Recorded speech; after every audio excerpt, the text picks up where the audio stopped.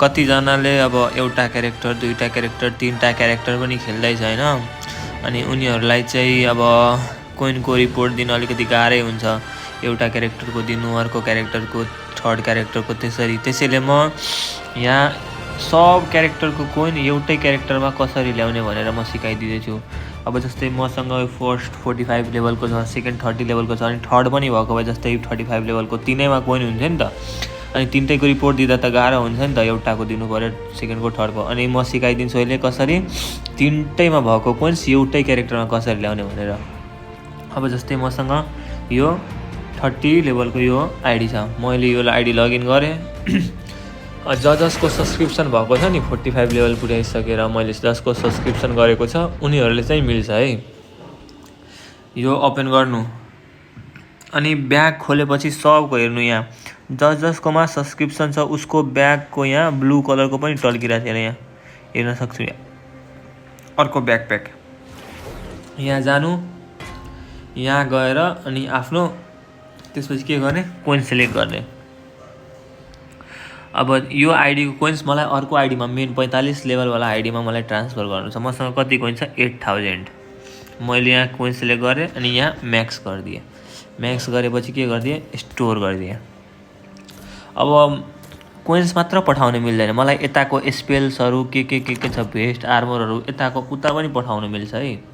अब यहाँ जुन लिस्टमा हुन्छ नि यता देखाइरहेको छ के ट्रान्सफर गर्न मिल्छ, जे लेखेको छ नि त्योहरू चाहिँ ट्रान्सफर गर्न मिल्छ है सब उता। अब यति गरिसकेपछि यसलाई काट्दिने, यसलाई पनि काट्दिने। अनि फेरि अब कुन आइडीमा जाने, जुन आइडीमा रिसिभ गर्नु छ त्यो आइडीमा जाने। मलाई अब यो 8000 मलाई अर्को यहाँ हेर्नु 0 भइसक्यो, यता 8000 थियो यहाँ 0 भइसक्यो। अब मलाई 45 लेभलको आइडी लगइन गर्नु छ। यो 45 लेभलको आइडी मैले लगइन गरेँ। अब म अहिले पठाएँ नि त्यो 8000, त्यो म यतातिर स्टोर गर्छु है।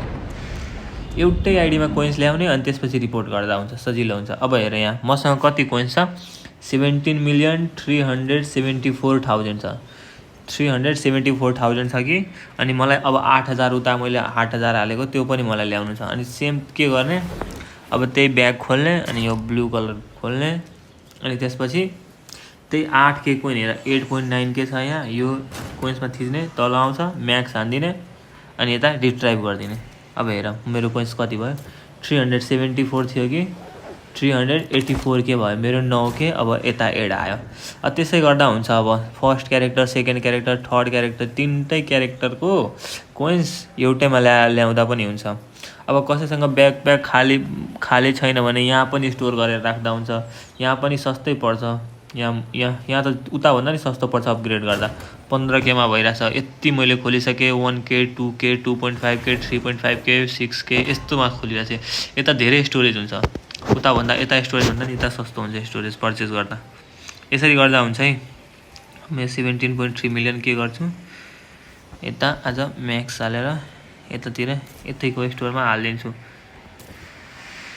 अनि अब म आज फेरि 3-4 मिलियन कम्तीमा पुर्याउँछु म। यसरी गर्दा हुन्छ है। तीनटै आइडीको एउटा आइडीमा स्टोर गर्नु अनि मलाई रिपोर्ट गर्नु।